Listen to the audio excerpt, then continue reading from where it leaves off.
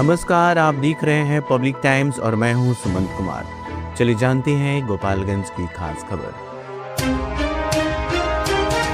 गोपालगंज जिले के कुचायकोट प्रखंड स्थित सासामूसा चीनी मिल के पीछे उस समय हड़कंप मच गया जब करीब 12 फीट लंबा विशाल अजगर दिखाई दिया। अजगर के साथ आसपास दर्जनों अंडे भी पाए गए, जिससे इलाके में डर और जिज्ञासा दोनों बढ़ गई। स्थानीय लोगों ने जैसे अजगर को देखा, खबर तेजी से फैल गई और मौके पर भारी भीड़ जुट गई। स्थिति को संभालने के लिए कुचायकोट थाना पुलिस को सूचना दी गई। पुलिस ने मौके पर पहुंचकर भीड़ को नियंत्रित किया और तुरंत वन विभाग तथा रेस्क्यू टीम को बुलाया। कुछ ही देर में पहुंची एक्सपर्ट टीम ने सावधानीपूर्वक रेस्क्यू ऑपरेशन चलाकर अजगर को सुरक्षित पकड़ लिया। टीम के अनुसार अजगर पूरी तरह स्वस्थ और काफी वजनी है। साथ ही मिले अंडों को भी सुरक्षित तरीके से एकत्र किया गया। वन विभाग ने लोगों से अपील की है कि वे सुनसान और झाड़ियों वाले इलाकों में सतर्क रहें और किसी भी जंगली जीव को नुकसान न पहुंचाएं। पकड़े गए अजगर और उसके अंडों को सुरक्षित स्थान पर ले जाकर प्राकृतिक आवास में छोड़ा जाएगा। पश्चिम बंगाल में भाजपा की जीत के बाद गोपालगंज जिले में पार्टी नेताओं और कार्यकर्ताओं ने अनोखे अंदाज में जश्न मनाया। बैकुंठपुर के पूर्व विधायक मितेश तिवारी और भाजपा जिला अध्यक्ष संदीप गिरी उर्फ मंटू गिरी के नेतृत्व में आयोजित इस कार्यक्रम में बड़ी संख्या में कार्यकर्ता शामिल हुए। जश्न के दौरान नेताओं ने प्रधानमंत्री नरेंद्र मोदी और भाजपा नेताओं की तस्वीरों को प्रतीकात्मक रूप से मिठाई खिलाकर खुशी जाहिर की। इसके बाद सभी ने एक दूसरे को मिठाई खिलाकर जीत की बधाई दी। पूरे कार्यक्रम के दौरान भाजपा जिंदाबाद और मोदी जिंदाबाद के नारे गूंजते रहे। नेताओं ने इस जीत को कार्यकर्ताओं की मेहनत और जनता के विश्वास का परिणाम बताया। मितेश तिवारी ने कहा कि ये विजय विकास और राष्ट्रवाद की जीत है। उन्होंने कहा कि इस सफलता का सकारात्मक असर आने वाले समय में बिहार की राजनीति और संगठन की मजबूती पर भी पड़ेगा। कार्यक्रम में मौजूद नेताओं ने इसे ऐतिहासिक जीत बताते हुए कहा कि पश्चिम बंगाल में पार्टी का प्रदर्शन भविष्य की राजनीति के लिए नई दिशा तय करेगा। बिहार से जो जीत की गाथा शुरू हुई थी वो बंगाल पहुंची और बंगाल में एक लंबे संघर्ष के बाद भारतीय जनता पार्टी के कार्यकर्ताओं ने जो वहां संघर्ष किया था, वहां के जंगल राज के खिलाफ, आतंक राज के खिलाफ, ममता जी के नेतृत्व में जो वहाँ सरकार चल रही थी, खुल्लम खुला तुष्टिकरण, खुल्लम खुला गुंडागर्दी की एक संस्कृति बंगाल में बन गई थी। हमारे हजारों कार्यकर्ताओं के प्रताड़ना के बाद कई कार्यकर्ताओं ने शहादत दी। आज हम उनके प्रति भारतीय जनता पार्टी के कार्यकर्ता होने के नाते कृतज्ञता व्यक्त करते हैं कि आप लोगों ने जो प्रताड़ना सही, आज बंगाल में कमल खिल गया है। आज पूरे देश में जश्न का माहौल है। बंगाल ने जो एकजुटता दिखलाया है उस गुंडा राज सरकार के खिलाफ पूरे देश की जनता, बंगाल की जनता को बधाई देती है। और बंगाल में आने वाला दिन जिस प्रकार से बंगाल की महान संस्कृति विरासत में रही है पुनः जागृत होगी और बंगाल देश के अग्रणीय राज्यों में शामिल होगा। असम में हम लोगों ने प्रचंड बहुमत के साथ वापसी किया है। इससे लगता है कि भारतीय जनता पार्टी और एनडीए के पक्ष में और आदरणीय नरेंद्र मोदी जी के नेतृत्व में देश की अटूट आस्था है और उनके नेतृत्व को भारत की जनता पूर्ण समर्थन कर रही है। और जो लोग भी सोच रहे थे कि भारतीय जनता पार्टी का इस बार बंगाल में ममता दीदी से के नेतृत्व में वो लोग स्वप्न देख रहा था, उनका स्वप्न आज भंग हो गया है। आज फिर से भगवा परचम और कमल आज खिल गया है। पांडिचेरी में भी हम लोगों की सरकार बन रही है। हम पुनः अपने नेतृत्व के प्रति उनको धन्यवाद देते हैं कि आप लोगों ने कठोर मेहनत और बंगाल के लाखों कार्यकर्ताओं ने जो कठोर परिश्रम किया, आज नतीजा है कि आज हम प्रचंड बहुमत से बंगाल में सरकार बना रहे हैं। सभी को बहुत बहुत बधाई, सभी कार्यकर्ताओं को बहुत बहुत धन्यवाद। ये और उसका श्रेय किसे जाता है?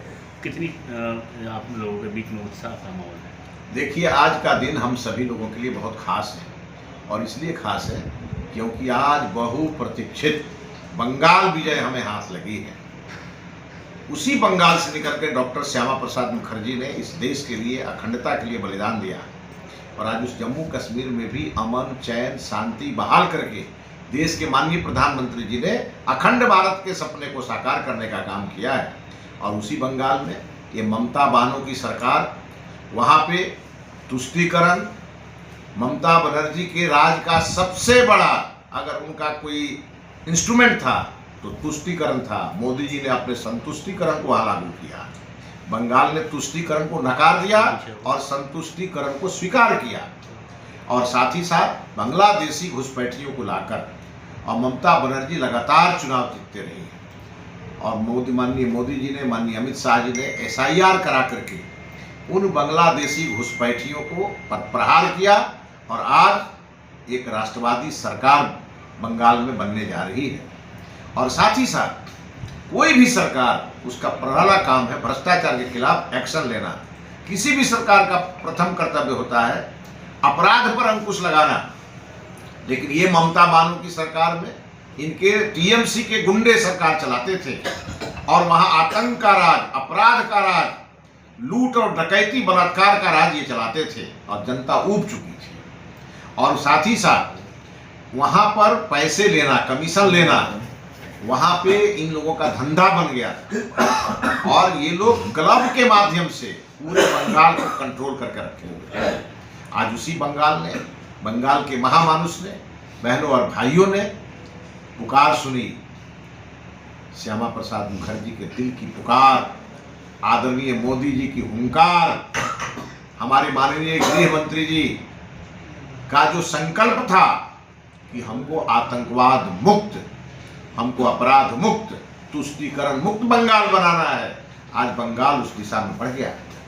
आसाम में हमारी सरकार फिर से वापसी कर रही है, धमाकेदार वोटों के साथ हमारी सरकार वापसी कर रही है। हम त्रिपुरा के उपचुनाव में वहां पर कांग्रेस और CPM की जमानत जब्त हो गई। आज आप देख सकते हैं कि तमिलनाडु के रिजल्ट आए हैं, कांग्रेस चारों खाने चित गिरी हुई है, और बिना मांगे कांग्रेस समर्थन कर रही है किससे, जिसके खिलाफ चुनाव लड़के आई है। पुडुचेरी में हमारी सरकार बन गई। तो कुल मिला के आदरणीय मोदी जी का जो मैजिक है, वह मैजिक पूरी तरह सुपर हिट हुआ है, और एक बार फिर से इस चुनाव के रिजल्ट ने आदरणीय प्रधानमंत्री नरेंद्र मोदी जी के नेतृत्व पर विश्वास जताया है, उनके विकास को अपनाया है, और राष्ट्रवाद की भावना को और आगे बढ़ाने का काम किया है। इसलिए मैं बंगाल के तमाम बहनों भाइयों को और वहाँ के मतदाता को हम बधाई देना चाहेंगे कि आपने एक विकसित बंगाल के सपने को साकार करने के लिए भारतीय जनता पार्टी नीति सरकार बनाने का आपने जो फैसला किया है। 2047 में जब भारत विकसित होगा तो उसके पहले बंगाल विकसित हो चुका होगा, और इसकी नींव आदरणीय मोदी जी ने रखी है। SIR कितना बड़ा प्रभावशाली रहा? इम्पैक्ट पड़ा। बिहार में भी SIR हुआ, वहाँ भी हुआ। देखिए, ये बात तो तय है कि जब भारत में चुनाव होंगे तो भारत के मतदाता उसमें वोट करें। बाहर का क्यों मतदाता कोई वोट करने आएगा? हमारे भारत में क्या मुसलमान भाइयों की कमी है? हमारे भारत के मुसलमान भाइयों का हक कोई बांग्लादेशी खाए, ये हमको मंजूर नहीं है। और इसीलिए SIR का असर हुआ है। SIR का असर बिहार में भी हुआ था, और SIR का असर बंगाल में भी हुआ, और सबसे बढ़िया निष्पक्ष चुनाव हुए। हमारे जो सेंट्रल फोर्सेस हैं, उन्होंने बंगाल में आतंक के राज को मिटाने में बहुत बड़ी भूमिका निभाई है। नहीं तो वहाँ TMC के गुंडे वोटर को घर में से निकलने नहीं देते थे। लेकिन वहाँ माननीय गृह मंत्री जी ने और देश के चुनाव आयोग ने जिस प्रकार से सख्ती से चुनाव कराए, एक बार फिर से लोकतंत्र और निखर करके सामने आया। और बाबा साहब भीमराव अम्बेडकर जी की ने जो संविधान इस देश को दिया, आज बाबा साहब भीमराव अम्बेडकर जी भी स्वर्ग से आशीर्वाद दे रहे होंगे बंगाल भाइयों को, बहनों को, कि आपने अपने यहाँ लोकतंत्र स्थापित किया है। वीवीपैट के साथ गोपालगंज व्यवहार न्यायालय परिसर में 9 मई को आयोजित होने वाली राष्ट्रीय लोक अदालत की सफलता को लेकर तैयारियां तेज हो गई हैं। इसी क्रम में सोमवार को न्यायालय के नए भवन में प्री सीटिंग कार्यक्रम का आयोजन किया गया। इसका उद्देश्य पक्षकारों के बीच पहले से सहमति बनाकर मामलों के त्वरित निपटारे की प्रक्रिया को आसान बनाना था। कार्यक्रम में विभिन्न न्यायिक पदाधिकारियों ने पक्षकारों और अधिवक्ताओं से संवाद कर सुलह के लाभ बताए। दीवानी, फौजदारी, बैंक ऋण, राजस्व और पारिवारिक विवादों जैसे मामलों पर विस्तार से चर्चा हुई। इस दौरान कई मामलों को आपसी सहमति से निपटने के लिए चयनित किया गया। जिला विधिक सेवा प्राधिकार के सचिव अनूप उपाध्याय ने बताया कि लोक अदालत से समय और धन दोनों का बचत होती है। उन्होंने उम्मीद जताई कि इस बार लोक अदालत में रिकॉर्ड संख्या में मामलों का निपटारा होगा। इस साल का दूसरा लोक अदालत 9 मई 2026 को आयोजित किया जाना है। उसी के संबंध में आज 10 बजे से प्री सीटिंग का आयोजन किया गया था, जिसमें दर्जनों मामलों का प्री सीटिंग हुआ और इसमें 20 लाख से ऊपर के मामलों का प्री सीटिंग किया गया, जो कि लोक अदालत के दिन निष्पादित किया जाएगा। आज हमारे लगभग सभी मजिस्ट्रेट यहाँ उपस्थित रहे प्री सीटिंग के लिए और मीडिया बंधु, डीएलएसए के स्टाफ, अधिवक्ता बंधु और काफ़ी मात्रा में आज दोनों पक्ष उपस्थित हुए। आज इस प्री सीटिंग हाई कोर्ट से संबंधित मामलों का भी किया गया, जिसको मैंने किया। इसमें हमारे यहाँ 15 मामले जो हाई कोर्ट में पेंडिंग थे, उसके संबंध में प्री सीटिंग किया गया। आम लोगों से क्या अपील करेंगे?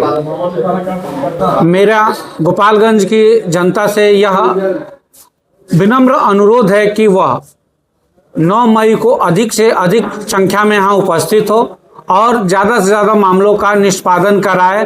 जो भी छोटे मोटे मामले जो कंपाउंडेबल नेचर के हैं, उसको निष्पादित किया जाएगा।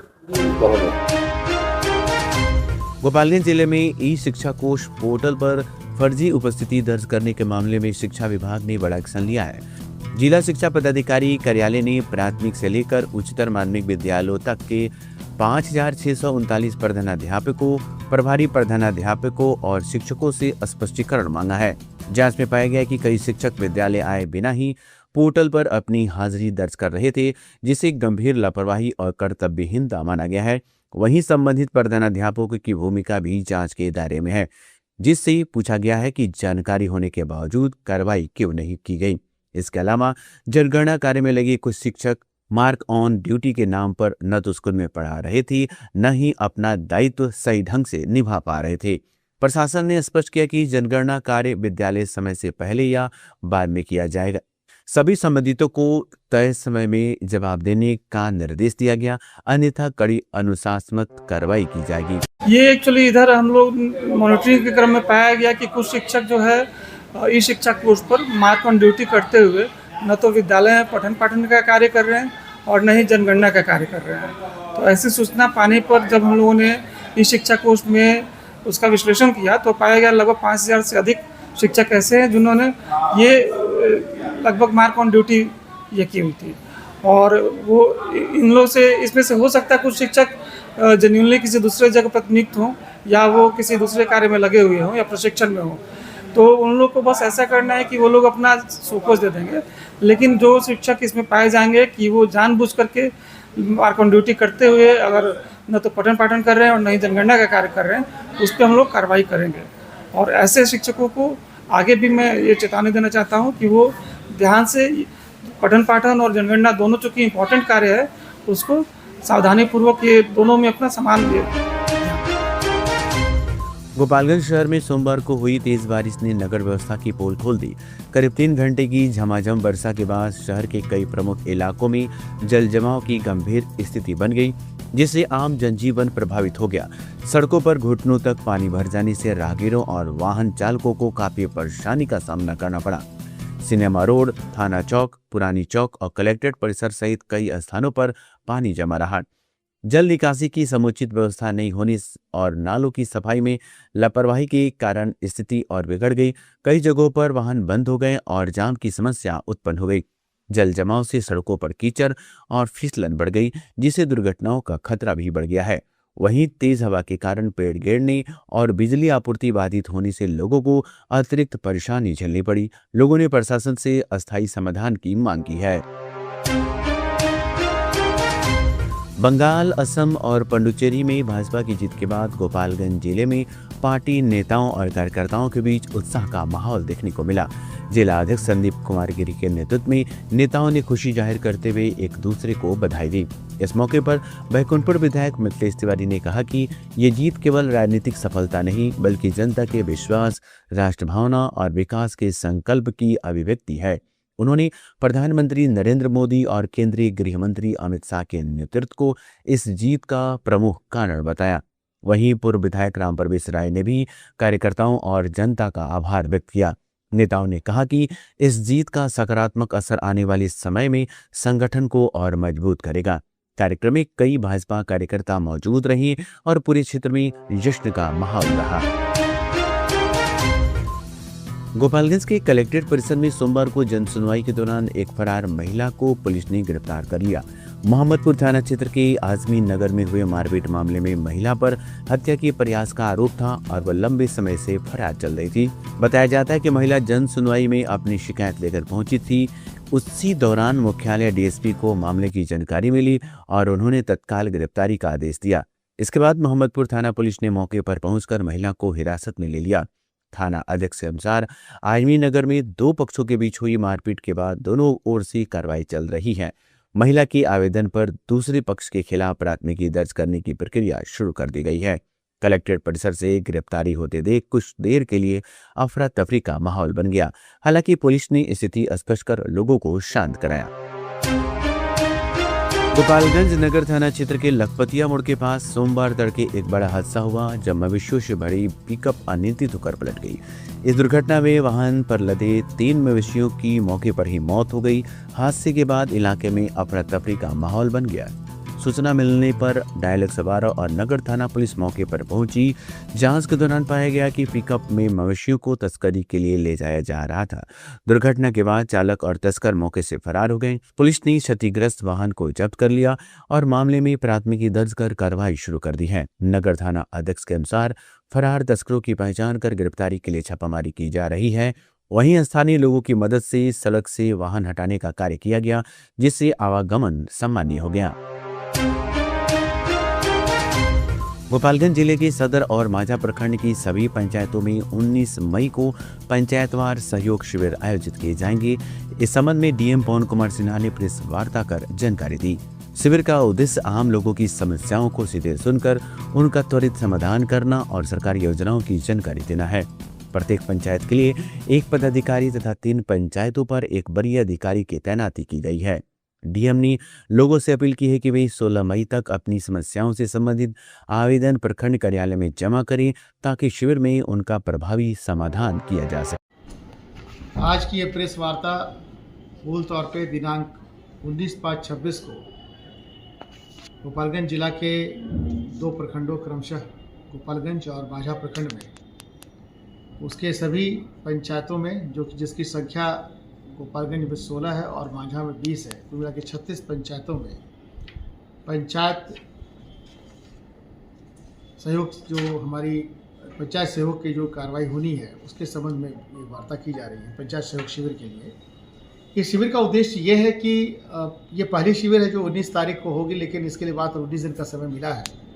देखिए, आगामी होने वाले सभी शिविरों के लिए 1 महीने का वक्त दिया जाएगा।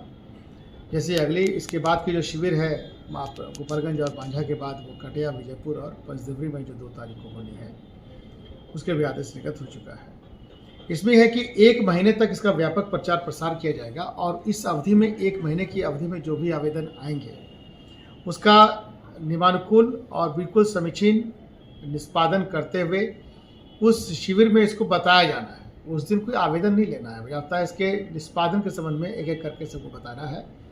और उस निष्पादन में यदि कोई आपको लगता है कि आप आवेदनकर्ता को कोई आपत्ति है तो वो आपत्ति भी देगा। इसका निष्पादन अगले 48 घंटों में किया जाएगा। इसके लिए हम लोगों ने हर पंचायत पे 2 लेयर की व्यवस्था की है। एक तो प्रवेशिका पदाधिकारी जिनको नोडल बनाया गया है और सरकार के आदेशानुसार इसमें हमारे जो वरीय समाहर्ता हैं उनको भी लगाना था। तो हम लोगों ने सभी जगह सभी 36 जगहों पर हम लोगों ने पदाधिकारी को नियुक्त किया गया है, जिनकी सूची बहुत बड़ी है, लेकिन तब भी तो मैं बोल देता हूँ। रामपुर टेकराही के लिए श्री नीरज कुमार प्रखंड सहकारिता पदाधिकारी बनाए गए हैं। बरेपट्टी के लिए श्री धर्मेंद्र कुमार सिंह श्रम प्रवर्तन पदाधिकारी बनाए गए हैं। विशुनपुर पश्चिमी राजेश कुमार प्रखंड कल्याण पदाधिकारी, विशुनपुर पूर्वी श्री राजीव कुमार प्रखंड आपूर्ति पदाधिकारी, जादवपुर के लिए श्री अमित कुमार राम प्रखंड कृषि पदाधिकारी, एकडरवा के लिए श्री जितेंद्र वर्मा प्रखंड कृषि पदाधिकारी आत्मा, कोनवा के लिए श्री अभिषेक रमन कार्यक्रम पदाधिकारी मनरेगा, बसडीला खास के लिए संगीता कुमारी बाल विकास पदाधिकारी, चौरवा के लिए नीलम मिश्रा सहायक निदेशक जिला अल्पसंख्यक कल्याण पदाधिकारी, पिथबेरवा के लिए श्री कुदरतुल्लाह फराज जिला नियोजन पदाधिकारी, तिरबिरवा के लिए श्री मुकेश कुमार जिला कार्यक्रम पदाधिकारी, जादवपुर दुखहरण के लिए श्री ललन कुमार सुमन जिला कृषि पदाधिकारी, कटघरवा के लिए श्री ब्रजेश कुमार जिला कार्यक्रम पदाधिकारी पीएम पोषण, फाजेपुर के लिए श्री प्रवीण कुमार प्रभात कार्यक्रम पदाधिकारी शिक्षा विभाग, टागरी टोला के लिए श्री सुशांत कुमार अवर निर्वाचन पदाधिकारी और मानिकपुर श्री अजित कुमार गुप्ता मंडल कल्याण पदाधिकारी। ये हुए 16 पदाधिकारी जिनको दिया गया है। इसके अलावा हर 3 पंचायतों पर एक वरीय समाहर्ता भी बनाए गए हैं। हमारे जो वरीय समाहर्ता में एक तो हमारे श्री गौरव कुमार जी जो IAS हैं, विकास आयुक्त, इनको भी 3 पंचायत का प्रभार दिया गया है। इसकी सूची हम आप लोग उपलब्ध कराएंगे। शिविर का सर उद्देश्य क्या है? शिविर का उद्देश्य ये है कि जो भी हमारे पास आवेदन, अभी तक के शिविर में आवेदन लिए जाते थे, उनका निष्पादन, क्वालिटी निष्पादन हुआ कि नहीं हुआ, उसकी सूचना हमारे आवेदकों तक नहीं पहुंच पाती थी। ये पहला शिविर है अभी तक का, इसमें हम आवेदन पहले लेंगे और निष्पादन के फलाफल से हम आवेदक को अवगत कराएंगे। उस दिन को पढ़ के सुनाएंगे कि आपका निष्पादन हुआ। ये पारदर्शिता की लिमिट है। दूसरी बात है कि जब हम इस शिविर में जाएंगे, उसमें यह भी आदेश है कि CO के न्यायालय में, DCLR के न्यायालय में, SDO के न्यायालय में, अनुमंडल जन शिकायत पदाधिकारी के न्यायालय में, जिला जन शिकायत पदाधिकारी के न्यायालय में, ADM के न्यायालय में, जितने भी मामले इन दोनों प्रखंडों से संबंधित होंगे, पंचायतवार उनको सेग्रीगेट करके उस शिविर में पढ़ के सुनाया जाएगा कि हमने उसका निष्पादन कर दिया है। और यदि किसी मामले में उनको अभी नोटिस पीरियड बचा हुआ है, ये भी बताएंगे इसमें नोटिस पीरियड अभी 10 दिन 15 दिन बचा हुआ है और इसका निष्पादन अगले 15 दिनों में, 10 दिनों में, 5 दिनों में जब भी होगा। तो ये थी गोपालगंज की खास खबर। आपका दिन शुभ हो। धन्यवाद।